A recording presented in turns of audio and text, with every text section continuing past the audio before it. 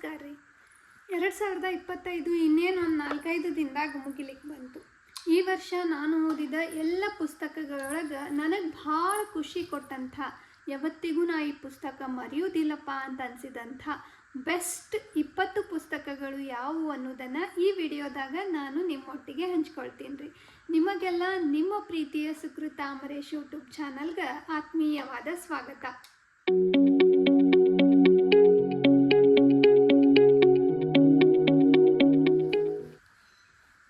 2025 ಮೊದಲ ಓದು ಬೀಚಿಯವರ ಮುರಿದ ಬೊಂಬೆ. ಮೊದಲ ಇವ್ರದ್ದು ಬೇರೆ ಬೇರೆ ಪುಸ್ತಕ ಓದಿದ್ದೆ. ಯಾವಾಗಲೂ ಬೀಚಿಯವ್ರ ಸಾಹಿತ್ಯ ಎಲ್ಲರಿಗೂ ಇಷ್ಟ ಆಗ್ತವೆ. ಇದನ್ನು ಆರಂಭ ಮಾಡಿದ್ದು 1/1/2025 ಮೊದಲ ಹೊಸ ವರ್ಷದ ಮೊದಲ ಓದು ಭಾಳ ಬೆಸ್ಟ್ ಆಗಿತ್ತು ಅನ್ನೋದು ಸಮಾಧಾನ ಕೊಡುವಂಥ ವಿಷಯ. ಎರಡನೇ ಪುಸ್ತಕ ಯಾವುದು ಅಂತಂದ್ರೆ ಜಯಂತ್ ಕಾಯ್ಕಿಣಿಯವರ ಒಂದು ಜಿಲೇಬಿ. ಅದ್ಭುತವಾದ ಕವನಗಳ ಸಂಕಲನ. ಇಂಥ ಕವನಗಳನ್ನು ನಾನು ಈ ವರ್ಷ ನಾನು ಓದಿದ ಬೆಸ್ಟ್ ಕವನಗಳು ಅಂತಂದ್ರೆ ಜಯಂತ್ ಕಾಯ್ಕಿಣಿಯವರ ಒಂದು ಜಿಲೇಬಿ ಈ ಕವನ ಸಂಕಲನದೊಳಗೆ ಓದಿದಂಥ ಕವಿತೆಗಳು. ಇನ್ನು ತೇಜಸ್ವಿ ಅವರ ಸಾಕಷ್ಟು ಪುಸ್ತಕಗಳು ಯಾವಾಗಿನಿಂದನೂ ಓದ್ಕೊತ ಬಂದೀನಿ. ಈ ವರ್ಷ ಓದಿದ್ದು ಅದ್ರಾಗ ಈ ವರ್ಷ ಓದಿದ ಎಲ್ಲದರೊಳಗೂ ಬೆಸ್ಟ್ ಅಂತಂದ್ರೆ ಪಾಕಕ್ರಾಂತಿ. ಇನ್ನು ಇದು ನನಗೆ ಉಡುಗೊರೆಯಾಗಿ ಬಂದಂಥ ಪುಸ್ತಕ ಪ್ರಸಾದ್ ಶೆಣೈ ಆರ್ಕೆ ಅವರ ಒಂದು ಕಾಡಿನ ಪುಷ್ಪಕ ವಿಮಾನ. ಅವರ ಹಸ್ತಾಕ್ಷರನೂ ಅದ. ನನಗೆ ಇವರ ನೇರಳೆ ಐಸ್ ಕ್ರೀಮ್ ಮತ್ತು ಇತರ ಕಥೆಗಳಿಗಿಂತನೂ ಈ ಪುಸ್ತಕ ಭಾಳ ಆಪ್ತ ಅನ್ನಿಸ್ತು. ಇದ್ರೊಳಗೆ ಈ ಪುಸ್ತಕದೊಳಗಿರುವ ನಿಸರ್ಗದ ಹಸಿರಿನೊಳಗೆ ನಾನು ನಿಜಕ್ಕೂ ತೇಲಿ ಬಂದೆ. ಅದನ್ನು ಇವತ್ತಿಗೂ ನೆನೆಸ್ಕೊಂಡ್ರೆ ಆ ಶಾಂತತೆ, ಆ ಸ್ತಬ್ಧತೆ, ಅಲ್ಲಿ ನಾನು ಬದುಕ್ತೀನಿ, ಜೀವಿಸ್ತೀನಿ ಅಂತ ಅನ್ನಿಸ್ತದೆ. ಈ ಪುಸ್ತಕ ಈ ವರ್ಷ ನಾನು ಓದಿದ ಬೆಸ್ಟ್ ಪುಸ್ತಕಗಳಲ್ಲಿ ಒಂದಾಗಿತ್ತು. ಆಮೇಲೆ ಈ ಪುಸ್ತಕ ಒಟ್ಟೆ ಓದೋದು ಮುಗಿಸಬಾರ್ದು, ಇದು ಕಂಟಿನ್ಯೂಸ್ ಆಗಿ ಓದ್ಕೊಂತ ಇರಬೇಕು ಅಂತ ಅನಿಸಿದ ಪುಸ್ತಕ ಅಂತಂದ್ರೆ ಸೆರೆಯಲ್ಲಿ ಕಳೆದ 14 ದಿನಗಳು ಕೃಪಾಕರ್ ಸೇನಾನಿ ಅವರದು. ಯಾಕರೆ ಮುಗೀತದ ಪುಸ್ತಕ, ಓದಬೇಕು ಅಂತ ಅನಿಸಿದಂಥ ಪುಸ್ತಕ. ಆಮೇಲೆ ಜೋಗಿ ಅವರ ಮಗಳಿಗೆ ಬರೆಯದ ಪತ್ರಗಳು ಈ ವರ್ಷ ನಾನು ಓದಿದ ಇವರ ಪುಸ್ತಕ. ಇತ್ತೀಚಿನ ಈ ಸದ್ಯದ ಪೀಳಿಗೆಯ ಹೆಣ್ಣು ಮಕ್ಕಳಿಗೆ, ಹರೆಯದ ಹುಡುಗಿಯರಿಗೆ ಬೇಕಾದಂಥ ಬೆಸ್ಟ್ ಬುಕ್ ಇದು ಅಂತ ನನಗನ್ನಿಸ್ತು. ಆಮೇಲೆ ಬಿಟ್ಟು ಬಿಡಲಾರ್ದೆ ಓದಿದ ಪುಸ್ತಕ ನೇಮಿ ಚಂದ್ರ ಅವರ ಒಂದು ಕನಸಿನ ಪಯಣ. ಇದು ನಮ್ಮ ಯಜಮಾನರು ನನಗೆ ನಮ್ಮ ವೆಡ್ಡಿಂಗ್ ಆ್ಯನಿವರ್ಸರಿ ಫೆಬ್ರವರಿಗೆ ಕೊಟ್ಟಿದ್ದು. ಫೆಬ್ರವರಿ ಒಳಗೆ ಓದಿ ಮುಗಿಸಿದಂಥ ಬೆಸ್ಟ್ ಬುಕ್ ನೇಮಿ ಚಂದ್ರ ಅವರದು ಒಂದು ಕನಸಿನ ಪಯಣ, ಪ್ರವಾಸ ಕಥನ. ಪ್ರಕಾಶ್ ರೈ ಅವರ ಇರುವುದೆಲ್ಲವ ಬಿಟ್ಟು ಅವರವರ ಭಾವಕ್ಕೆ 2 ಪುಸ್ತಕ ಓದಿದೆ ಈ ವರ್ಷ.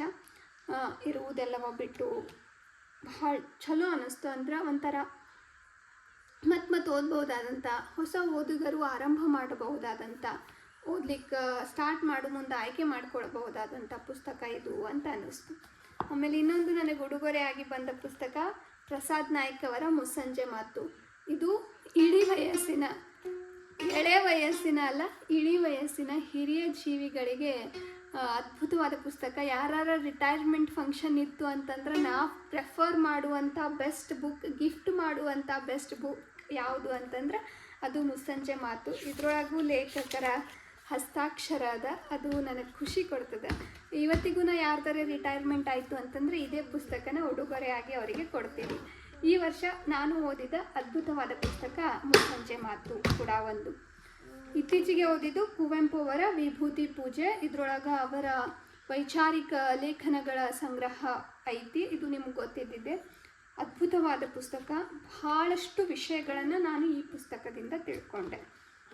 ಆಮೇಲೆ ಈ ವರ್ಷ ನಾನು ಓದಿದ ಇನ್ನೊಂದು ಚಂದದ ನಮ್ಮ ಭಾಗದವರು ಬರೆದಂಥ ಒಂದು ಅಪರೂಪದ ಪುಸ್ತಕ ಯಾವುದು ಅಂತಂದ್ರೆ ಮಂಜು ನಾಯಕ್ ಚೆಳ್ಳೂರು ಅವರು ಬರೆದಂಥ ಹೂ ಮತ್ತು ಇತರ ಕಥೆಗಳು. ಈ ವರ್ಷದ ನನ್ನ ಓದಿನೊಳಗೆ ಇದು ಕೂಡ ಒಳ್ಳೆ ಪುಸ್ತಕ ಆಗಿತ್ತು ಅಂತ ಅನ್ನಿಸ್ತು. ಇನ್ನು ಸುಧಾಮೂರ್ತಿ ಅಮ್ಮ ಅವ್ರದ್ದು ಇದೇ ವರ್ಷ ರಿಲೀಸ್ ಆದಂಥ ಪುಸ್ತಕ ಸರ್ಕಲ್ ಆಫ್ ಲೈಫ್. ಫ್ರೆಂಡ್ಶಿಪ್ ಬಗ್ಗೆ, ಲೈಫ್ನ ನಾವು ನೋಡುವ ರೀತಿಯ ಬಗ್ಗೆ, ನಮ್ಮ ಲೈಫನ್ನು ನಾವು ಕನ್ವರ್ಟ್ ಹೆಂಗೆ ಮಾಡ್ಕೋಬಹುದು ಅನ್ನೋದ್ರ ಬಗ್ಗೆ ಭಾರಿ ಚೆಂದಾಗಿ ಒಂದೇ ಸಲಕ್ಕೆ ಓದಿಸ್ಕೊಂಡು ಹೋಗುವಂಥ ಅದ್ಭುತವಾದ ಪುಸ್ತಕ ಸರ್ಕಲ್ ಆಫ್ ಲೈಫ್. ಈ ಪುಸ್ತಕ ಈ ವರ್ಷವನ್ನು ನನಗೆ ಬೆಸ್ಟಾಗಿ ಮಾಡ್ತು ಅಂತ ಹೇಳ್ಬೋದು.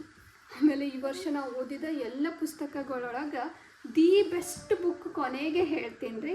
ಆಮೇಲೆ ಸದಾಮೂರ್ತಿ ಅಮ್ಮ ಅವ್ರದ್ದು ಇನ್ನೊಂದು ಪುಸ್ತಕ ಡಾಲರ್ ಸೊಸೆ, ಇದು ನನಗೆ ಭಾಳ ಕಾಡ್ತದ. ಇದು ಜನವರಿನಾಗೆ ಓದಿ ಮುಗಿಸಿದ್ದು ಅದ್ಭುತವಾದ ಪುಸ್ತಕ. ಇವತ್ತಿನ ಸಮಾಜದೊಳಗಿನ ಎಲ್ಲರೂ ಯಾರನ್ನೂ ದೂಷಿಸುವ ಮುನ್ನ ಓದಬಹುದಾದಂಥ ಓದಲೇಬೇಕಾದಂಥ ಪುಸ್ತಕ. ಯಾಕೆ ಕೂಡಿ ಇರೋದಿಲ್ಲ, ಯಾರಿಂದ ತಪ್ಪಾಗಿರ್ತದ ಒಂದು ಮನೆಯೊಳಗೆ, ಹೆಂಗೆಲ್ಲ ತಪ್ಪುಗಳಾಗ್ತಾವ ಅನ್ನೋದನ್ನು ಇನ್ನೊಬ್ಬರನ್ನ ಜಡ್ಜ್ ಮಾಡೋಕ್ಕಿಂತ ಮೊದಲು ಈ ಪುಸ್ತಕ ಓದ್ರಿ. ಇದು ನನಗೆ ಯಾವತ್ತಿಗೂ ಮರಿಲಿಕ್ಕೆ ಆಗದಂಥ ಪುಸ್ತಕ. ಆಮೇಲೆ ಯಾವತ್ತಿಗೂ ಧೈರ್ಯ ಸಮಾಧಾನ ತಂದು ಕೊಡುವಂಥ ಪುಸ್ತಕ. ಆಮೇಲೆ ಬೇರು ಚಿಗುರು ಚೆನ್ನಪ್ಪ ಕಟ್ಟಿ ಸಾಹಿತಿಗಳು, ಇವರು ನಮ್ಮೂರಿನವರೇ. ಕುವೆಂಪು ಭಾಷಾ ಭಾರತೀಯ ಪ್ರಾಧಿಕಾರದ ಅಧ್ಯಕ್ಷರು. ಅವರು ಬರೆದಂಥ ಅಜ್ಜನಾದಾಗ ಅವರು ಬರೆದಂಥ ಪುಸ್ತಕ ರೂಟ್ಸ್ ಆ್ಯಂಡ್ ಶೂಟ್ಸ್ ಅದ. ಕನ್ನಡ ಇಂಗ್ಲೀಷ್ ಎರಡೂ ವರ್ಷನೂ ಬೆಸ್ಟ್. ಇಲ್ಲಿ ಅಜ್ಜ ಮೊಮ್ಮಕ್ಕಳ ಸಖ್ಯದ ಪದಗಳನ್ನು ನಾವು ಕಾಣ್ತೀವಿ. ಇದೊಂದು ಡಿಫ್ರೆಂಟ್ ಜಾನರ್ನ ಪುಸ್ತಕ. ನಾನು ಈ ವರ್ಷ ಓದಿದ್ದಂಥದ್ದೊಳಗೆ ಅದ್ಭುತವಾದ ಪುಸ್ತಕ. ಒಂದೇ ಸಿಟ್ಟಿಂಗ್ನಾಗ ಮುಗಿದು ಹೋಗುವಂಥ ಪುಸ್ತಕ. ಆಮೇಲೆ ಮತ್ತೆ ಓದಬೇಕು ಅನಿಸುವಂಥ ಪುಸ್ತಕ.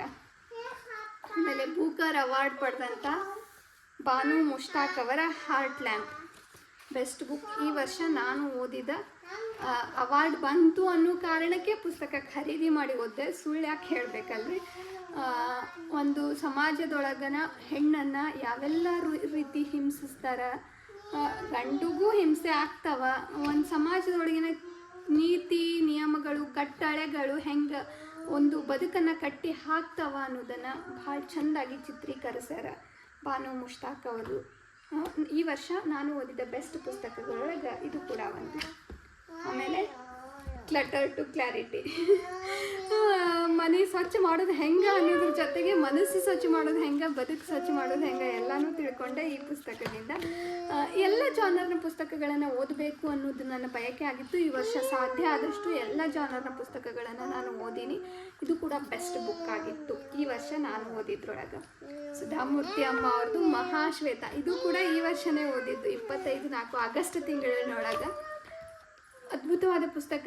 ಒಂದು ಬದುಕಿನಾಗ ಬಂದಂತಹ ನೋವುಗಳನ್ನು ಹೆಂಗೆ ಎದುರಿಸಿ ನಿಲ್ಲಬಹುದು, ಯಾವಾಗ ಯಾವ್ಯಾವ ಅವಕಾಶಗಳು ನಮಗೆ ಬಾಗಿಲು ತೆರಿತಾವ ಅನ್ನೋದನ್ನು, ಒಂದು ಹೆಣ್ಣಿನ ಅದ್ಭುತವಾದ ಕಥನವೊಂದನ್ನು, ಒಂದು ರೋಗ ಅದು ನಾವಾಗೆ ಬರ್ಸ್ಕೊಂಡಿದ್ದಲ್ಲ, ಅದರಿಂದ ಯಾರಿಗೂ ಏನೂ ಹಾನಿ ಇಲ್ಲ ಅಂತಂದರೂ ಸಮಾಜ ನಮ್ಮನ್ನು ಹೆಂಗೆ ನೋಡ್ತದೆ ಅನ್ನೋದನ್ನು ಅದ್ಭುತವಾಗಿ ಚಿತ್ರೀಕರಿಸ್ಯಾರ. ಸುಧಾಮೂರ್ತಿ ಅಮ್ಮ ಅವರ ಎಲ್ಲ ಪುಸ್ತಕಗಳು ಬೆಸ್ಟ್ ಬುಕ್ಕೇ ಆಗಿರ್ತಾವ.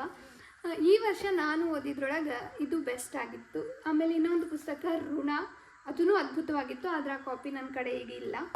ಆಮೇಲೆ ಈಗ ಓದಿದ ಇನ್ನೊಂದು ಪುಸ್ತಕ, ಸದ್ಯಕ್ಕೆ ಓದಿ ಮುಗಿಸಿದ ಪುಸ್ತಕ ಸ್ವಾಮಿ ವಿವೇಕಾನಂದ, ಕುವೆಂಪು ಅವರು ಬರೆದದ್ದು. ಈ ಪುಸ್ತಕನ ಈ ವರ್ಷ ಈಗ ಓದಿಲ್ಲ ಅಂತಂದ್ರೆ ನನಗೆ ಗ್ರೇಟ್ ಲಾಸ್ ಆಗ್ತಿತ್ತು ಅಂತ ಅನ್ಸಕತ್ತದ. ಇದನ್ನು ನಾನು ಹಿಂದಿನ ವಿಡಿಯೋದಾಗೂ ಹಂಚ್ಕೊಂಡಿದ್ದೆ. ಬೆಸ್ಟ್ ಬುಕ್ ಈ ವರ್ಷ ನಾನು ಓದಿದ್ರೊಳಗೆ ಕುವೆಂಪು ಅವರ ಇನ್ನೊಂದು ಪುಸ್ತಕ ಸ್ವಾಮಿ ವಿವೇಕಾನಂದ. ಇಡೀ ಈ ವರ್ಷದ ನನ್ನ ಓದಿನೊಳಗೆ ಅತಿ ಬೆಸ್ಟ್ ಬುಕ್. ಈ ಬುಕ್ನ ಓದ್ದೆ ಅಪ್ಪ ಈ ವರ್ಷ ಅಂತ ನನಗೆ ಸಮಾಧಾನ, ಹೆಮ್ಮೆ, ಖುಷಿ ಎಲ್ಲನೂ ಕೊಟ್ಟಂಥ ಪುಸ್ತಕ ವಸುಧೇಂದ್ರ ಅವರ ತೇಜೋ ತುಂಗಭದ್ರ. ಎಷ್ಟು ಸಲ ಓದಿದ್ರು ಬೇಸರಾಗ್ಲಾರ್ದಂಥ ಪುಸ್ತಕ. ಇವರ ಎಲ್ಲ ಪುಸ್ತಕಗಳು, ಚೇಳು, ನನ್ನಮ್ಮ ಅಂದರೆ ನಂಗಿಷ್ಟ, ಎಲ್ಲನೂ ಬೆಸ್ಟೇ.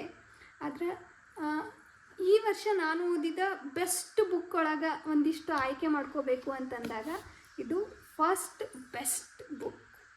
ಇವ್ರದ್ದು ಪ್ರಕಾಶನದಿಂದ ಹೊರಬಂದಂಥ ಅನುವಾದಿತ ಕೃತಿ ಮುರಿದ ಕಡಲು. ಅದೂ ಒಳ್ಳೆಯದೇ ಅದ, ಅದೂ ಚಂದದ. ಆದ್ರೆ ಇನ್ನೊಂದು ಸ್ವಲ್ಪ ಓದಬೇಕು. ಈ ವರ್ಷ ನನ್ನ ಓದನ್ನು ಭಾರೀ ಆಪ್ತ ಮಾಡಿದಂಥ, ನಾನು ಓದಿದ ಬೆಸ್ಟ್ ಬುಕ್ ಒಂದು 20 ಆರಿಸ್ಬೇಕು ಅಂತಂದಾಗ ನಾನು ತೆಗೆದಿಟ್ಟಂಥ, ಎಲ್ಲ ಜಾನರ್ನೂ ಒಳಗೊಂಡಂಥ, ಈ ಎಲ್ಲ ಪ್ರಕಾರದ ಸಾಹಿತ್ಯದ ವಿಧಗಳನ್ನು ಸೇರಿಸಿದಂಥ, ಹಳೆ ಮತ್ತು ಹೊಸ ಲೇಖಕರನ್ನು ಒಳಗೊಂಡಂಥ 20 ಪುಸ್ತಕಗಳ ಪಟ್ಟಿ ಇದಾಗಿತ್ತು. ನೀವು ಈ ವರ್ಷ ಓದಿದ ಬೆಸ್ಟ್ ಬುಕ್ ಯಾವುದು ಅಥವಾ ಯಾವ್ಯಾವ ಎಲ್ಲ ಅನ್ನೋದನ್ನು ಕಮೆಂಟ್ ಸೆಕ್ಷನ್ನಾಗ ನನಗೆ ತಿಳಿಸೋದು ಮರಿಬೇಡ್ರಿ. ಮುಂದಿನ ವರ್ಷ ಯಾವ್ಯಾವ ಪುಸ್ತಕಗಳನ್ನು ಓದ್ತೀನಿ, ಯಾವ ಪುಸ್ತಕಗಳು ಬೆಸ್ಟಾಗಿ ನನಗನ್ನಿಸ್ತಾವ ಅನ್ನೋದನ್ನು ನೋಡೋಣ ಅಂತ. Happy reading.